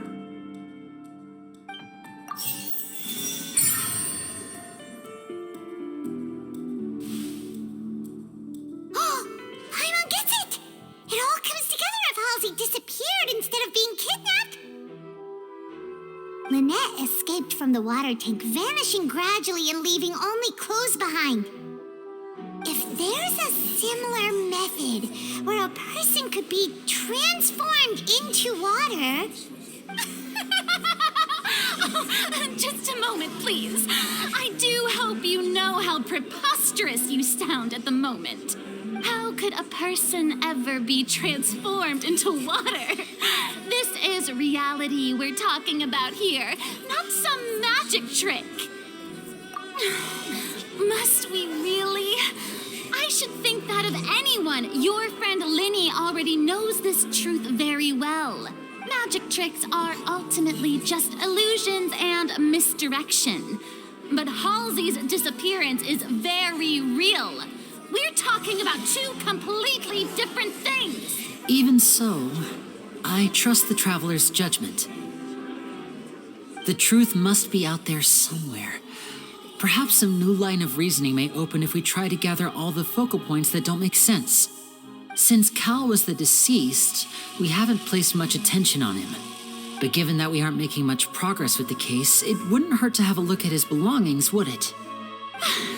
People really do come up with all sorts of harebrained schemes when at the end of their rope. The way I see it, your suggestion that we broaden the scope of our investigation is nothing but a tactic for stalling the trial. Nevertheless, I believe that this is a reasonable request on the part of an attorney. Since the trial does indeed appear to be at an impasse, I believe that additional evidence may help us make more progress.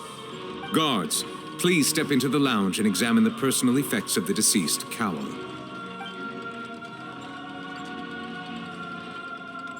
We are still examining the items, but we have already made critical progress that we feel must be shared with everyone post-haste. We discovered several test tubes of fluid within Cowell's baggage, each labeled separately.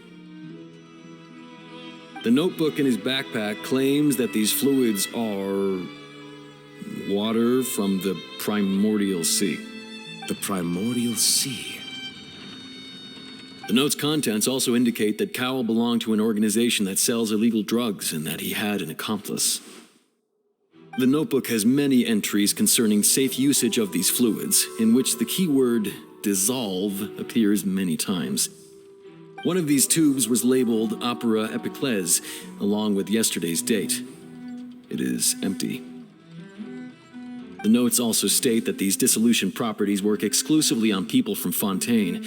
It's likely that Halsey was chosen as some sort of test subject. As such, we believe that the defense's hypothesis is, in fact, supported by sufficient evidence. You've got to be kidding! People dissolving into water? Could something so ridiculous actually be true? Wait a moment. This reminds me of a certain prophecy, but it's just a coincidence, isn't it? Huh. If people can become water, does that mean that the water tank's real use was as a means to hide water stains? And if Cowell was targeting that girl...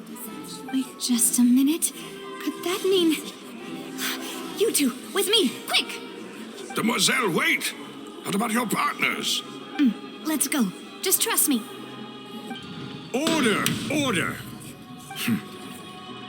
It is undeniable that further examination of the deceased's personal effects has yielded some surprising results, but we cannot yet verify the veracity of these clues.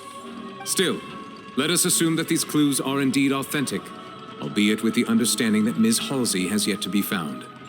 Guards, please continue examining the items along these lines. Mr. Lyney, it appears your hypothesis is supported by the evidence, so please continue speaking. Of course. Thank you, Your Honor. If we uphold this hypothesis, I believe that many of this case's seemingly unrelated clues can be connected together. Right! Like the metal hook! That one didn't make sense at all. Let's think about this. Cowell's methods must have something to do with that water from the primordial sea.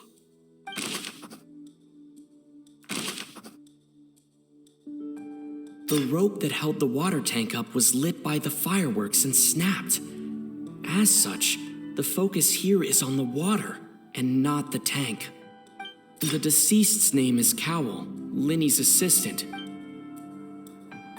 Now it seems like the hook rope was not meant for another magic trick, but was instead some form of triggering mechanism.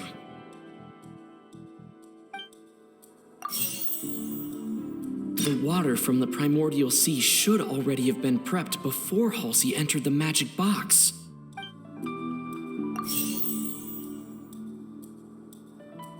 Lynette was in the magic box on stage the entire time.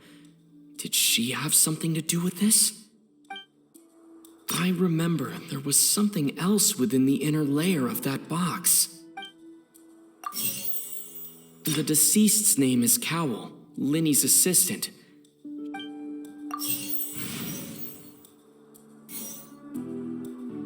The rope that held the water tank up, the deceased's name is Cowell.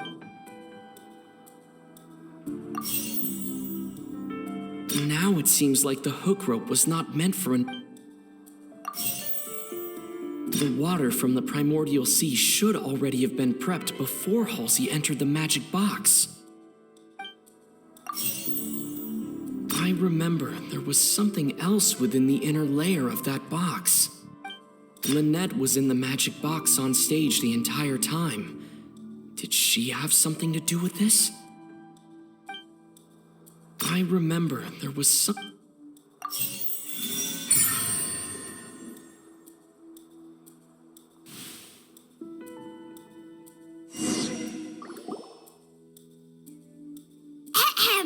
It's Ace Detective Paimon's time to shine again!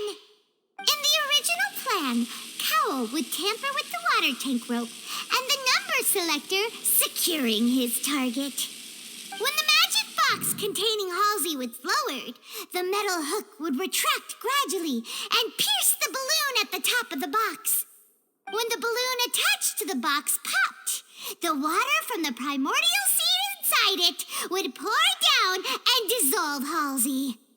Afterward, Cowell would enter the tunnel and break the flower vase to conceal the water inside the tunnel, with the remaining evidence being covered up by the water tank on stage. But he encountered something unexpected in the tunnel and wound up being fatally hit by the same water tank he meant to use to cover his tracks. Huh, that does make sense. That actually links together a lot of the more confusing pieces of evidence. Oh dear, what do I do? Even I think they sound convincing now. Have I falsely accused an innocent person? What a humiliation. Now, it seems like the only point of contention remaining is the exact circumstances that led to Cowell's death. His notes mentioned he had an accomplice who could be related to the situation. On that note, the guards have just contacted me indicating that they uncovered new evidence. I shall now invite him on stage to share it with us. Thank you, Your Honor. We were just inspecting the luggage of the other people involved in this case. And we found an identical sample of the water from the primordial sea among Lyney's personal effects. What? That can't be. Oh, I see. Well, how wonderfully comedic to have your own counterattack only to come back and wound you. Does this not clear all doubt? My dear citizens, my loyal audience, allow me to present my reasoning and bring this performance to a swift close. Lyney did not need to take part in the dissolution of the young woman at all. Indeed, he did leave the scene via the vent. Having made modifications to the props beforehand, his accomplice Cowl then caused Halsey to vanish using the water from the primordial sea. But upon his return, in cruel avarice, Lyney desired sole credit and prepared to do away with his partner in crime. Ultimately, he knocked Cowl out, and the tool meant to cover the crime up also became a murder weapon. Now, as much as I regret having come to such a viciously straightforward conclusion, it does seem that the famed Fatui is quite the cold-blooded and ruthless organization. Am I right, Mr. Lyney? We've used up all the evidence we collected. There's no way for us to make a rebuttal here. Is this the end of the road?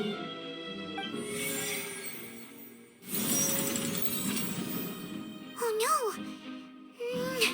Paimon can't think of anything either. It doesn't look like there's any way around this. Seems using the water as new evidence was too good a move. Why did this have to happen now? I think we've all seen enough now, and we have ample witnesses to my flawless reasoning. I believe this is indeed the finale. Now then, my good, noble Chief Justice, should we not, in your view, Excuse me, everyone, but I must interject. Miss, I must ask you not to shout and to respect the ongoing legal proceedings. Oh, come on. Don't be hasty. I have a good reason for interrupting, you know. Now, would anyone here like to take a little break from all this debate and see a little magic? I'll show you an amazing trick, one that can bring a young woman who has disappeared back in the flesh, right before your very eyes. Please, do the honors, Mr. Lyney, if you would be so kind. What in the world is she saying? No offense, miss, but miracles like that are beyond my scope as a magician. Come on now, don't be silly. Magic is all about misdirection, isn't it? It often conceals the truth while presenting a fascinating illusion. But once everyone believes the illusion, can't magic reveal the truth to them once again? And wouldn't such a trick be the most marvelous finale to today's performance? Come on, Lyney and Lynette, give it another go. Don't worry, Spina di Rosula has made the necessary arrangements on your behalf. But as the magic makers and stars of the show, I think I should leave the final performance to you. I understand.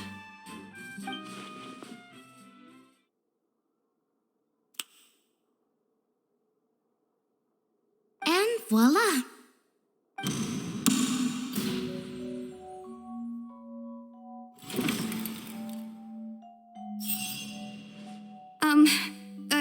Sorry for the interruption.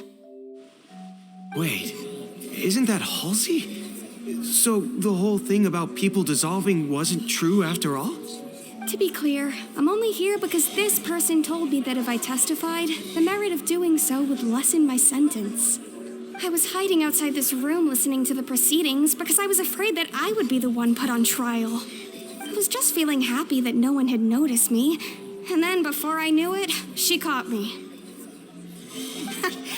That'll teach you to underestimate us three. Where should I begin? I'm sorry. I'm the one who killed Cowl. I admit it. What? Why? Firstly, my name isn't Halsey. It's Lillian, and I'm originally from Mondstadt. I heard that Lyney's show was going to be a real thriller, but I missed the chance to buy a ticket, so I stole one. That's how I make a living. I steal stuff here and there. And I'd never been caught before. But I was noticed at the harbor a few days ago, and I barely got away. Lyney was the one who caught me in the act. Hey, no wonder you look familiar. So you were the thief. Lyney even mentioned that you you were pretty skilled. Well, and I thought that would have been the end of it, but then the number selector chose me. He even mentioned the Fortress of Meripede. That's a prison, isn't it? So you can imagine how shocked I was. I thought he was on to me for sure. So I played along with the show while looking for an opening to flee, but then I got water poured on me for no reason, and then someone jumped into the tunnel to nab me. I wasn't going to take that lying down, so I knocked him out and stuffed him into the box. There was nowhere to run from there, though, so I had to change my clothes and hide in a box containing performance costumes. I slipped out after the first guard arrived at the scene and continued hiding inside the opera house. Can a person even hide in there? But I swear I didn't know that the water tank would fall down. Really, I swear it. Had I known that, I wouldn't have put him in the magic box. I may be a thief, but I'm no killer. Well, that makes everything pretty clear now, doesn't it? This time, we need to tell the entire story from Lily-Ann's perspective.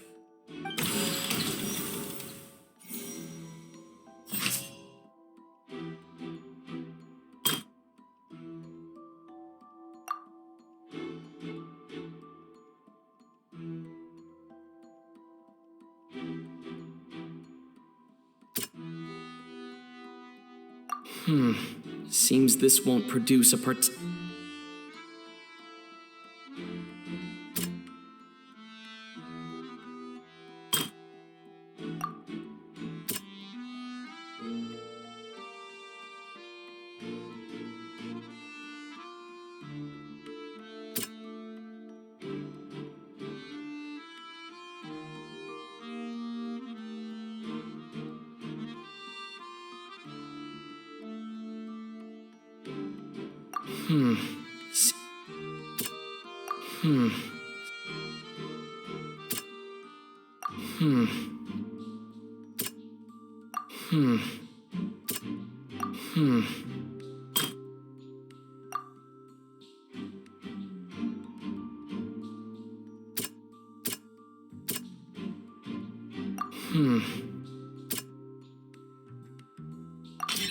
The strange sound wasn't from a fight.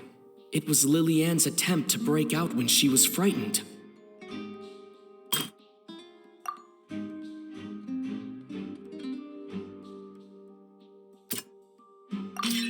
The flower vase was not broken to cover anything up, but it was smashed during the struggle between Lily-Ann and Cowell.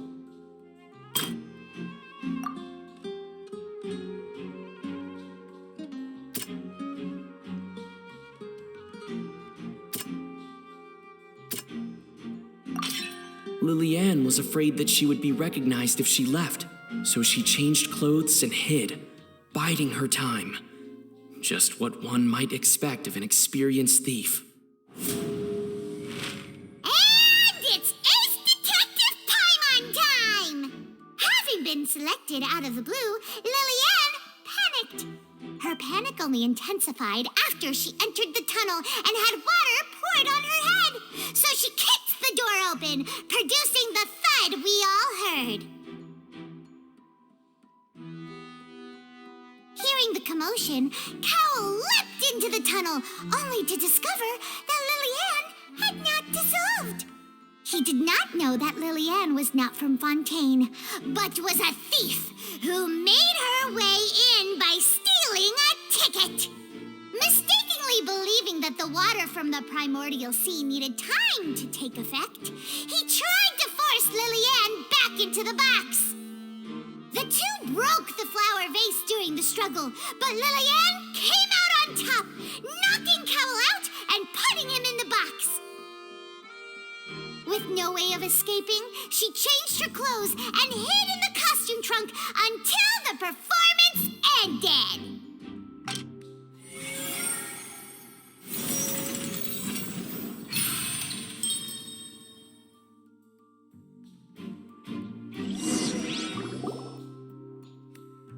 She knew that she would have to go through guard inspection if she tried to leave afterward. So, she has been trapped in the opera house these last 2 days. She had already become desperately hungry by the time we were chatting over macarons. So So, she swiped 2 of them right under our noses. Talk about a sneaky thief. At this point, all the events that happened in the tunnel have now come to light. Ah, so that's the whole story. Bravo! Bravo! Now then, Lady Furina, do you wish to speak against the defense's statements? Please answer the question, Lady Furina. Also, if I may add, the trial has not yet ended. As such, I request that the prosecution not leave the room before the proceedings have concluded. What? Are you reading my mind now? No, I have no further arguments. I admit defeat. But really, could you at least have left me with some dignity? Wow, look at that! She's like a deflated balloon now. If there are no objections, then as the Chief Justice of Fontaine, I shall once again repeat the full sequence of events. The actual perpetrator of the serial disappearances, Cowell, selected his next victim from the audience reservation list. With some modifications to the selector, he could ensure that the pre-selected young woman would be chosen. To cover up any evidence while committing the deed, Cowell thought of allowing the water tank to fall, which would conceal the water left behind after the young woman was dissolved. He also tampered with the rope suspending the water tank, using the fireworks at the end of the performance to cause the tank to drop and hide the watermarks. He poured the water from the primordial sea into a balloon during the preparation of the magic box and stuck it to the box's lid. Finally, he passed the prepared hook on a rope through the gap in the magic box's door when bringing the young woman to said box. When the magic trick officially began, the box containing the woman was lowered into the tunnel, tightening the hook rope and bursting the balloon containing the water. If all had gone to plan, the young woman would be dissolved at this time. However, Lillian was not from Fontaine and thus fled the box with a loud noise. Realizing that there was trouble, Cowell entered the tunnel and met Lillian. Thinking that the waters had not yet taken effect, he decided to proceed. However, his opponent was more capable than he thought, and he was overcome, knocked unconscious, and placed into the magic box, and thus became his own final victim. Lillian, according to her own statements, then changed clothes and hid until the performance ended, before hiding in other parts of the opera house. As for Lyney, he was in the underground structures within the opera house, and was thus ignorant of these happenings. From this reconstruction of events, we can conclude that Lyney, the accused, is in fact innocent. While there is much in Lyney and Lillian's conduct that should still be investigated separately, this case, at least, can be handed over to the Oratrice to make the final decision.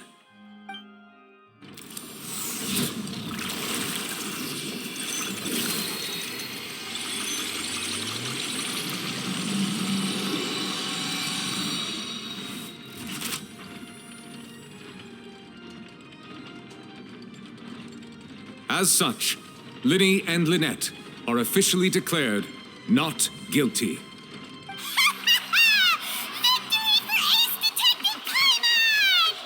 Great work, partners. Thank you all. Thank you so much. Next, I think we deserve an explanation, Guard Vaughn.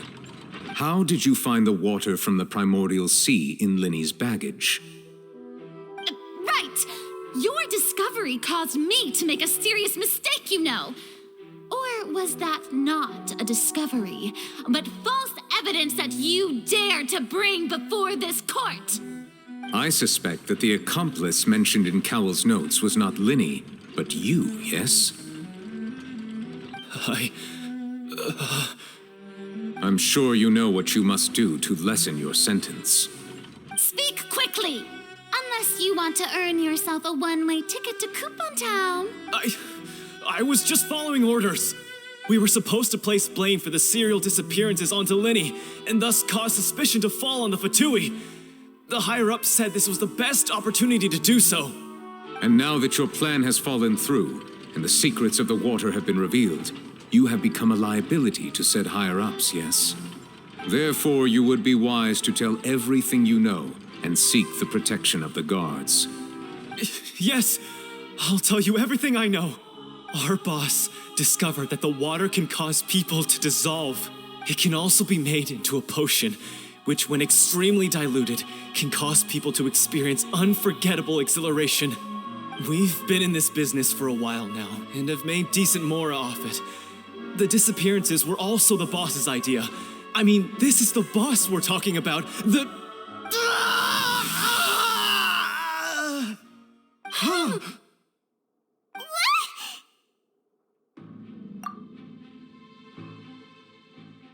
And now he can no longer talk.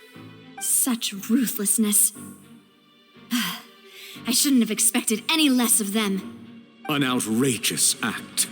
All present, please submit to inspection immediately.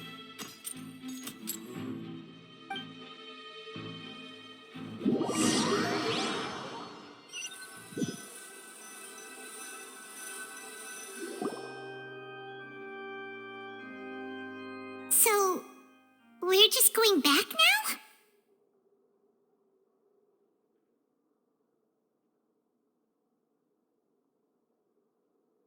That's true, but... Traveler, Paimon, please wait. Lyney... I know you may not want to speak to me right now. Maybe you don't even want to look at me. But still, let me thank you again for defending me to the end, even after you learned that I'm a member of the Fatui. I guess.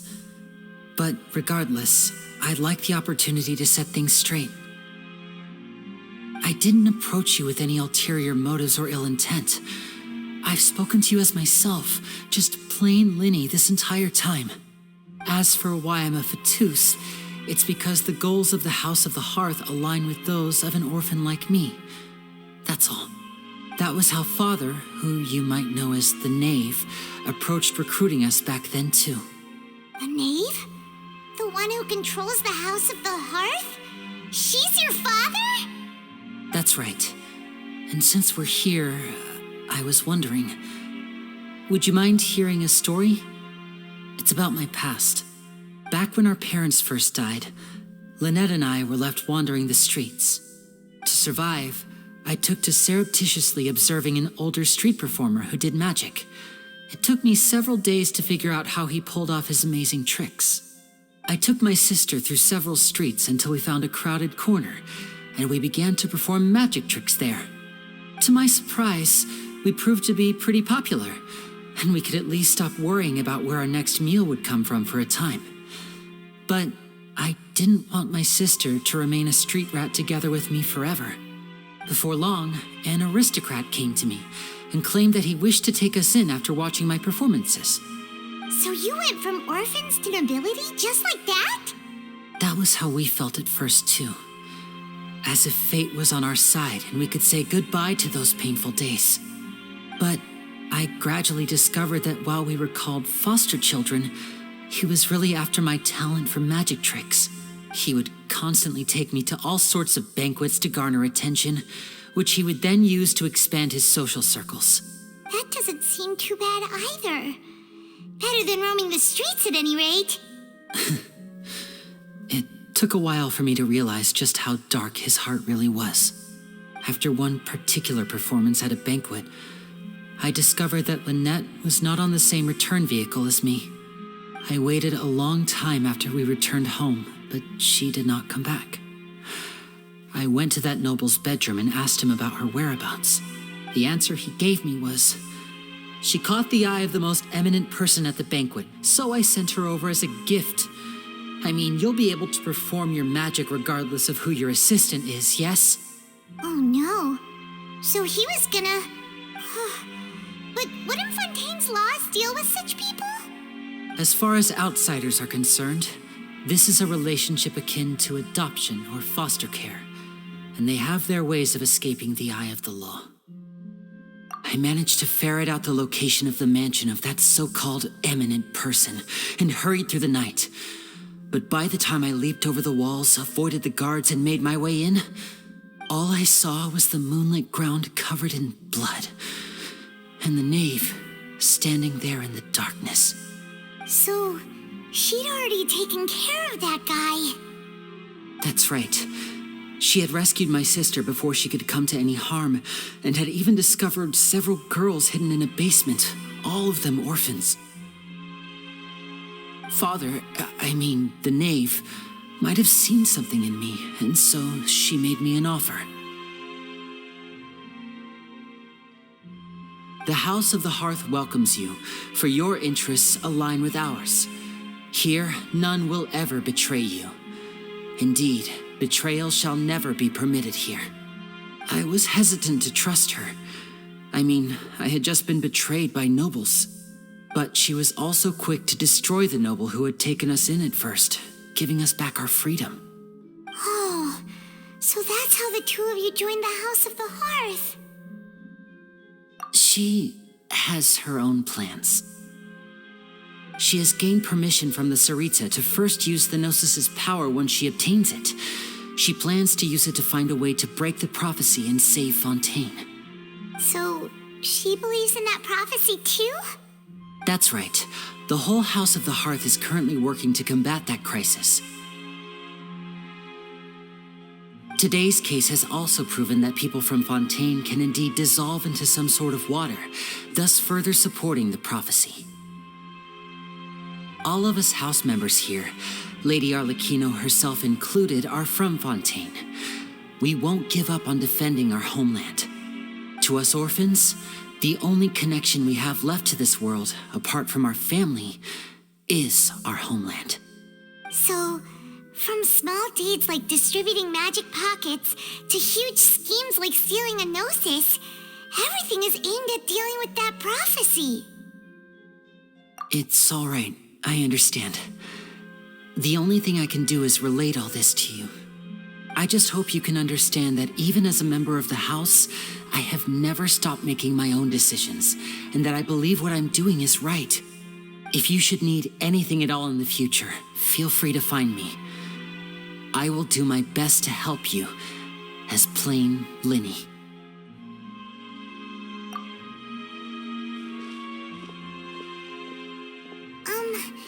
Bye, Lyney!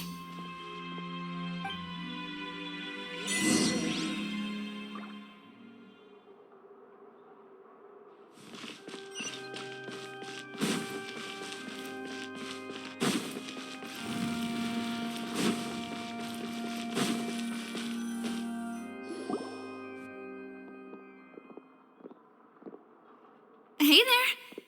What was with the disappearing act you pulled right as the trial ended?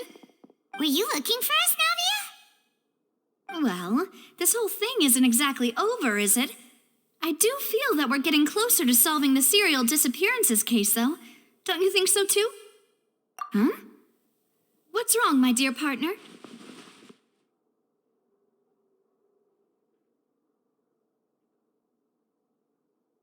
Besides, are you sure we're the ones who can crack a case that's been cold for decades now? And given that there's new evidence from the trial, there should be a trail of breadcrumbs for the Hydro Archon's people to follow now, right? Ah. I see. Well, I won't lie. I'm a little shocked to hear that from you. But I suppose you are just travelers who have only arrived in Fontaine after all. Sorry. I might have been too presumptuous. Don't say that, Navia. Ah, and we were having so much fun investigating with you, too. It was like having new waters flowing into a stagnant mire, causing new hope to spring forth, and the reflection in the murk to become clearer. Sorry about that. I'm a bit prone to nostalgia. Don't mind me. Wait, shall we have a farewell meal? You know, to commemorate our time as partners? Huh? Do we really need to get that formal? Well, guess you really did treat us as partners, huh? Well, I'd just like to have a proper ending to every important memory. That way there are no regrets later. Anyway, it would just be a meal, so it shouldn't take up too much of your time. You don't have to twist Paimon's arm. If Boss Navia's treating, count Paimon in! Oh, wonderful. In that case, why don't we return to the court of Fontaine and head to the Hotel de Boer? I believe we'll make it just in time for dinner.